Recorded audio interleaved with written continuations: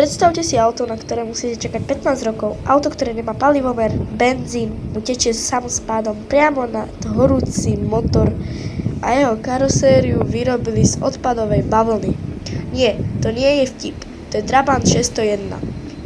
Pre jedných symbol socialistickej biedy a výsmechu, pre druhých ikona, ktorá motorizovala celé generácie. Ako sa z auta vyrobeného z núdze stal jeden z najväčších kultov automobilovej histórie? Poďme sa na to pozrieť.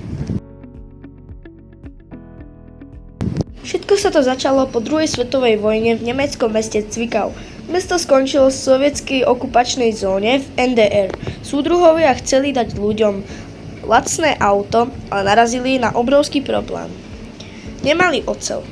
Západ uvalil na východný blok embargo a plechu bolo tak málo, že sa musel šetriť na strategické projekty. Inžinieri preto dostali šialenú úlohu. Vyrobte auto z niečoho iného. Vznikol tak Duroplast. Ľudia od Trabantu posmešne hovorili bakeliťák, ale to je omyl. Bakelit by sa pri náraze roztrieštil na 1000 kúskov. Duroplast bol mix odpadovej bavlny syntetickej živice. Tento materiál mal neuveriteľné vlastnosti. Nehrzavel, bol ľahký a prekvapivo pevný.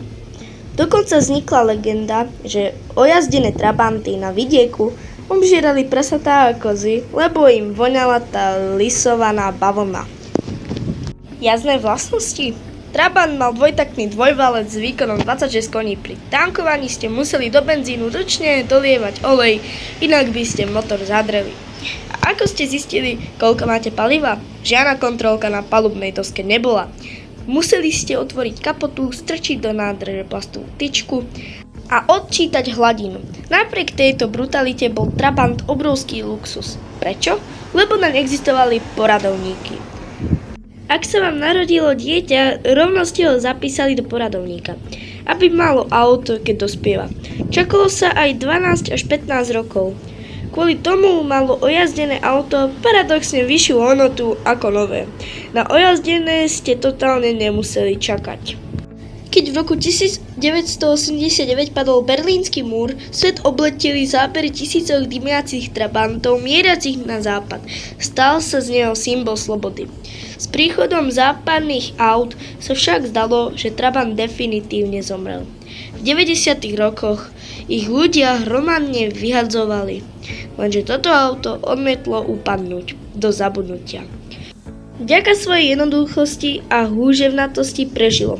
Žlté Trabanty Dana Pšíbania dokázali prejsť celú Afriku, Južnú Ameriku, aj Austráliu, dokonca aj Indiu. A dokázali svetu, že toto plastové autíčko zvládne všetko. Dnes je z Trabantu rešpektovaný veterán. Ceny zachovalých kúskov stúpajú do tisícov eur a všade, kam toto auto príde, vyčaruje ľuďom úsmev na tvári. Čo veríte na Trabant vy? Sedeli ste v ňom niekedy? Alebo dokonca vlastnil niekto z vašej rodiny? Napíšte mi do komentárov. Ak sa vám toto video páčilo, dajte like, kliknite na odber a vidíme sa pri ďalšom príbehu. Čau!